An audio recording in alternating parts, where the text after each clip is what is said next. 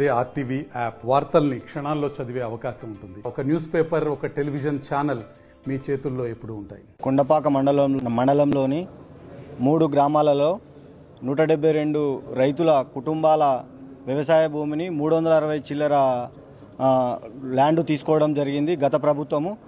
దీనికి కమిషనరేట్ కట్టడానికి మరియు కలెక్టరేట్ కట్టడం జరిగింది.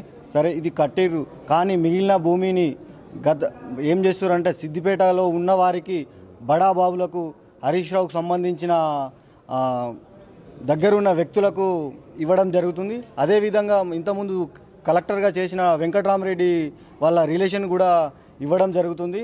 కాబట్టి మేము ఒకటే ఏం చెప్తున్నామంటే, ఇది ప్రజాపాలన ప్రభుత్వం కాబట్టి మా రేవంత్ రెడ్డి గారు ఖచ్చితంగా వీరందరికీ న్యాయం చేస్తాడని చెప్పి వీరి తరపున పోరాడడానికి మేము ముందుకు రావడం జరిగింది.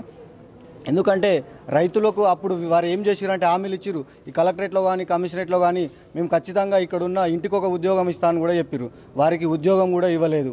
అదేవిధంగా ప్లాట్లు ఇస్తా అన్నారు, ప్లాట్లు ఇచ్చి వారిని 59 జీవోలా మేము రిజిస్ట్రేషన్ చేస్తా అని కూడా చెప్పారు. అది రిజిస్ట్రేషన్ కూడా చేసి ఇవ్వలేదు.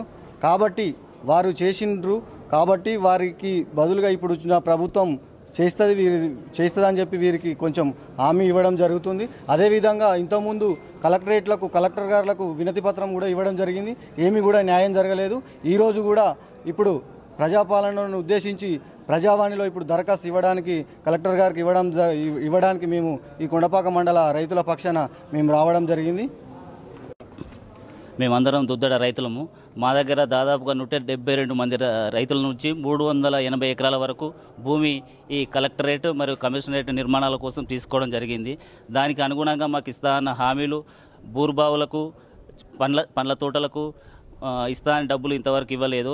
అలాగే మాకు ప్లాట్ల రిజిస్ట్రేషన్కు ఏదో నామిక వాస్తు ప్లాట్లు చూపించారు తప్ప ఇంతవరకు రిజిస్ట్రేషన్ చేయలేదు.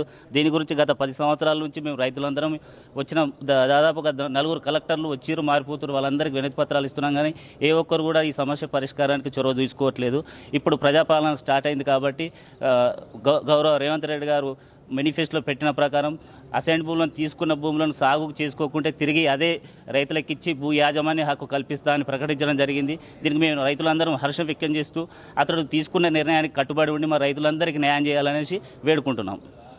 మరిన్ని వీడియోస్ కోసం ఛానల్ ని సబ్స్క్రైబ్ చేయండి. లేటెస్ట్ అప్డేట్స్ కోసం వాట్సాప్ ఛానల్ ని ఫాలో చేయండి. అండ్ లింక్ డిస్క్రిప్షన్ లో ఉంది.